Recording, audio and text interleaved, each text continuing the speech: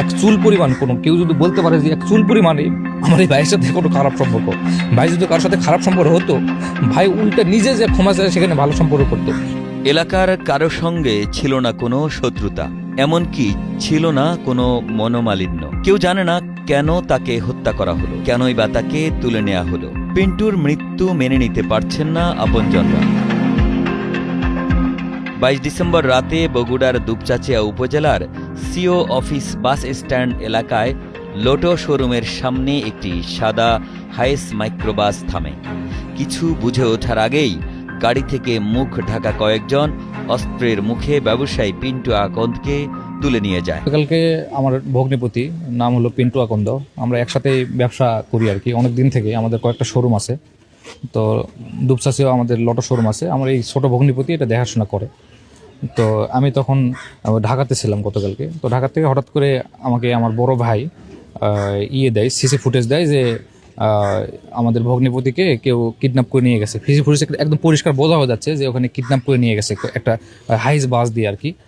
তো CC footage পাওয়ার পর আমরা সাথে সাথেই ভাই এখানে প্রশাসনকে জানাই। প্রশাসন খুব খোঁজাখুঁজি করে। পরে খোঁজাখুঁজির এক পর্যায়ে মনে হয় 3 ঘন্টা পরে আদমদিঘির একটা এলাকায় একদম গাড়ি সহ, পরিত্যক্ত গাড়ি সহ ওখানে আমার ভাইয়ের লাশ পাওয়া যায় আর কি।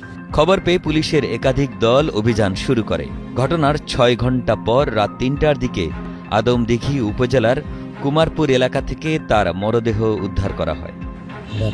রাত অনুমানিক 9টা থেকে 10টার মধ্যে অস্ত্রের মুখে তুলে নিয়ে যে তাকে মেরে ফেলছে। দুপচাচিয়াতে এই ধরনের অনাকাঙ্ক্ষিত ঘটনা সঙ্গে সঙ্গে পুলিশ জানার পরে তৎক্ষণাৎ একজনকে গ্রেপ্তার করতে সক্ষম হয়। এই ব্যাপারে আমরা ঊর্ধ্বতন কর্মকর্তা বা প্রশাসনের কাছে আমরা দাবি রাখছি এনার একটা সুষ্ঠু ব্যবস্থা। পুলিশ জানায় হত্যায় ব্যবহৃত মাইক্রোবাসটি জব্দ করা হয়েছে এবং 2 জনকে আটক করা হয়েছে। বাকিদের গ্রেপ্তারে অভিযান অব্যাহত রয়েছে।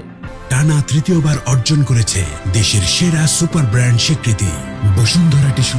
পরে দেখা যায় যে 3 জন লোক উনি দোকান পরিষ্কার করে বাইরে যখন ময়লা ফেলতে আসছিলেন ওই সময় তাকে মাইক্রো তুলে নিয়ে যাচ্ছে। আমরা তাৎক্ষণিক সিসি ক্যামেরা চেক করে ওই মাইক্রোবাসের পিছনে একটা নাম্বার পাই। সেই নাম্বারটা আমরা বিভিন্ন জায়গাতে অনুসন্ধান করে আমরা গাড়ির মালিকেরও সন্ধান পাই এবং ওনার সাথে যোগাযোগ করে গাড়িটি সঙ্গে সঙ্গে লক করে দেওয়া হয়। লক করে দেওয়ার পরে গাড়ির আমরা লোকেশন পাই। সেই গাড়িটি আদমদিঘি থানাধীন কোমরপুর রোডে আছে। আমরা তাৎক্ষণিক সেখানে গাড়ি টেস্ট করে গাড়ির কাছে যাই। গাড়ির কাছে যাওয়ার পরে গাড়ি ওখানে যে ড্রাইভারকে গাড়িতে পাই এবং গাড়িতে সাজ করে সিটের নিচে যে অপহৃত হয়েছে ভিকটিম পিন্টুকে আমরা মৃত অবস্থায় পাই।